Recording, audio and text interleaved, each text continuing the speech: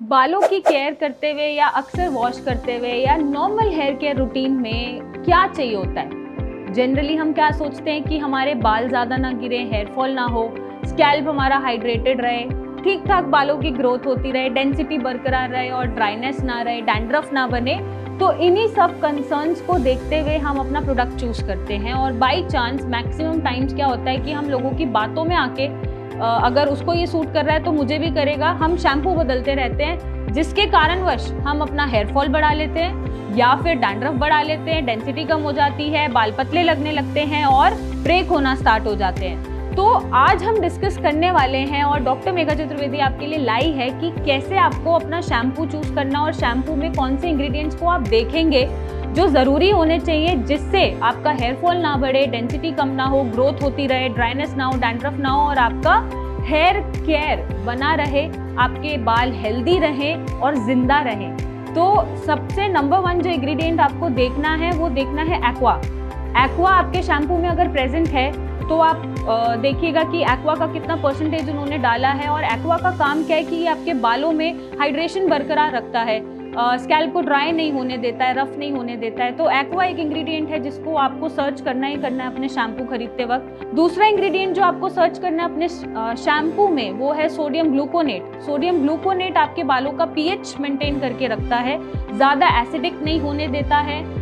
ज़्यादा एसिडिक होगा और न्यूट्रल नहीं रहेगा या अल्कलाइन नहीं रहेगा तो बालों का ब्रेकेज और डैमेज बढ़ेगा, जिससे स्प्लिट एंड्स बढ़ेंगे, हेयर फॉल बढ़ेगा और आपका बाल का जो क्वालिटी है वो डिट्योरेट होता रहेगा। नंबर 3 जो इंग्रेडिएंट है वो है ग्लिसरीन।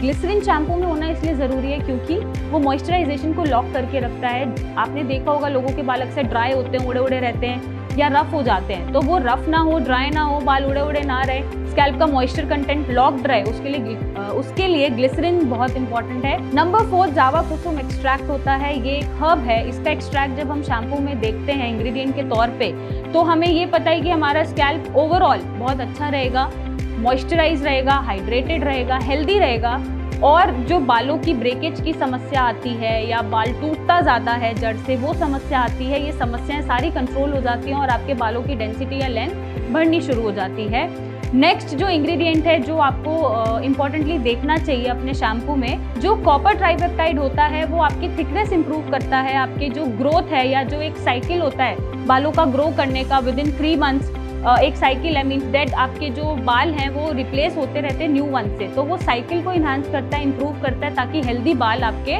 टाइमली रिसाइकिल्ड होते रहें और स्प्लिट एंड्स कम बने। लास्ट जो आप एक इंग्रेडिएंट ढूंढेंगे वो ढूंढेंगे ग्रीन टी एक्सट्रैक्ट। मैं यहाँ पर एक बात और याद दिलाना चाहती हूँ, यहाँ पे हम हर्बल शैम्पू की बात कर रहे हैं, कोई भी सल्फेट शैम्पू या कोई भी कॉस्मेटिक शैम्पू की बात नहीं कर रहे हैं। और ग्रीन टी एक्सट्रैक्ट का क्या रोल है इसमें, ये एंटीऑक्सीडेंट है, तो जितने भी फ्री रेडिकल्स बनते हैं उनको ये कंट्रोल करके रखता है। एंटीऑक्सीडेटिव प्रॉपर्टी के साथ जब फ्री रेडिकल्स कंट्रोल हो जाते हैं तो डैमेज वैसे भी कम हो जाता है, आपके हर सेल को ऑक्सीजन मिलता है और ओवरऑल हेल्थ स्कैल्प का भी, बालों का भी मेंटेन रहता है। तो हम जैसा कि हम हर्बल शैम्पू की बात कर रहे हैं तो ये एक्सट्रैक्ट्स या ये इंग्रेडिएंट्स होने ज़रूरी हैं ताकि आपके बाल सालों साल बरकरार रहें, अच्छे से ग्रो करें, हेल्दी रहें।